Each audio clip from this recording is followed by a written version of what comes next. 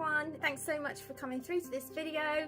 If you've already been here, thanks for returning. If you're new, my name's Tash and I'm an artist based in the UK, and I try and do daily activities for you guys that are creative and they're there to help you with your mental health and well-being.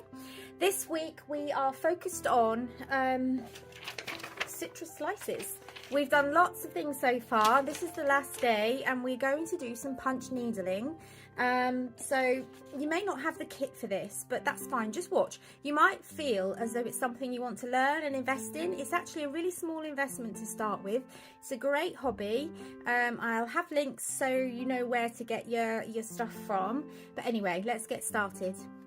Okay, so first things first, you're going to need a piece of what's called monk's cloth, generally used for cross stitch and things like that.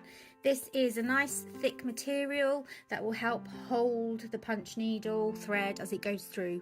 You'll know what I mean when we get to it. If you're already into punch needling, then skip this and move on a bit until we get to the pattern, because you'll already know all this. Now I've got a ring that's in 2 bits.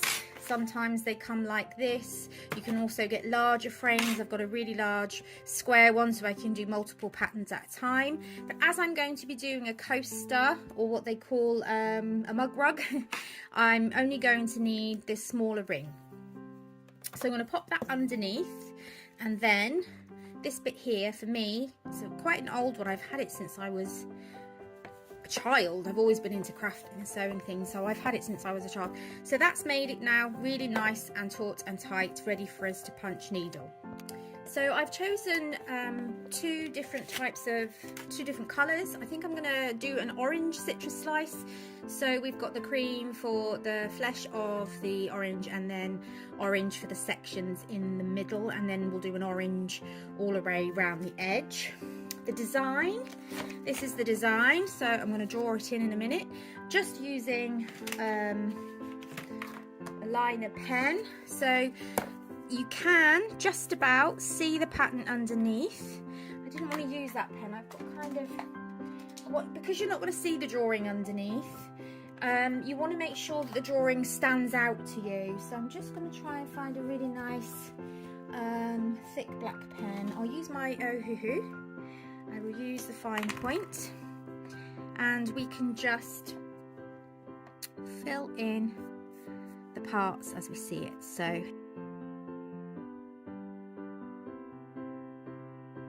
okay, so I'm going to thread my needle now, so I'm just showing the needle.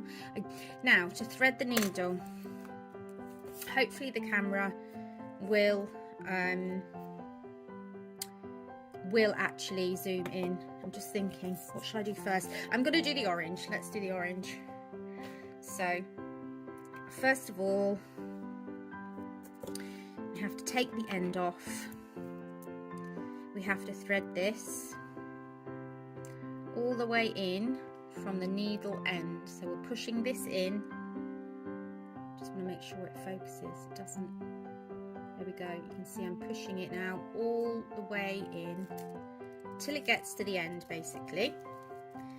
And then when you get it to the end, you need to make sure you have threaded the wool through the end so that the end goes back on. You need to thread it through your threader and then pull. Okay. So keep pulling until the end comes through. As you can see, it's through now.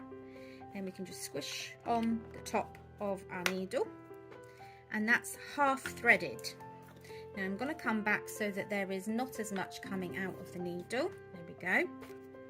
Then from the highest side of the tip, make sure you save this video so that you know what to do next time. From the highest side of the tip, you want to put that through. Just hook the end of the wool through again like you did before, and then we're going to pull it out, and that is it. You're done. You're ready to go. And this is why it's so much fun, because it's actually quite a simple process once you get the hang of it. So now what I'm going to do is I'm going to record me just filling it in. Now all you have to do is use the opening of the needle, Okay, you can see the open end facing the way you want to go, and you need to make sure that you've got lots and lots of slack of wool. Okay, because as soon as you lose the slack of wool, you won't be able to keep a loop. It won't stay. You'll just keep undoing them. You'll see what I mean. Right, so I'm going to come in, up and down. General rule is between each one it's the same thickness of the yarn that you're using. Okay, so you just basically go in like that, and you end up with loops on the other side, and it does eventually look like the coasters I've shown you. So I'm going to go ahead now and keep doing what I'm doing, because this is all it is. I'm just punching all the way along in the direction I want to go, with the needle facing that way. Because I have a small frame, oops, that was too big. Because I have a small frame, I can turn the frame rather than the needle if I wish to, but you can, if you have a big frame, just turn the needle.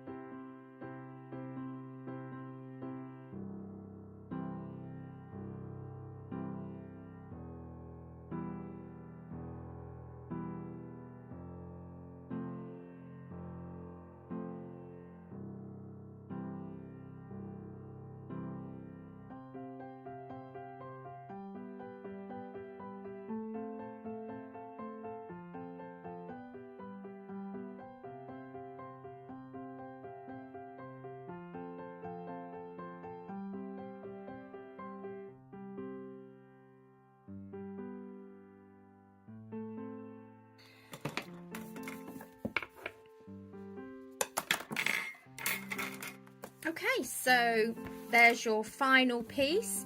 What I will do is cut a rim around there, make some slices into that, then I will use a hot glue gun and turn them all back until you can't really see. So that would be the edge, and then it would be on top of the cork back.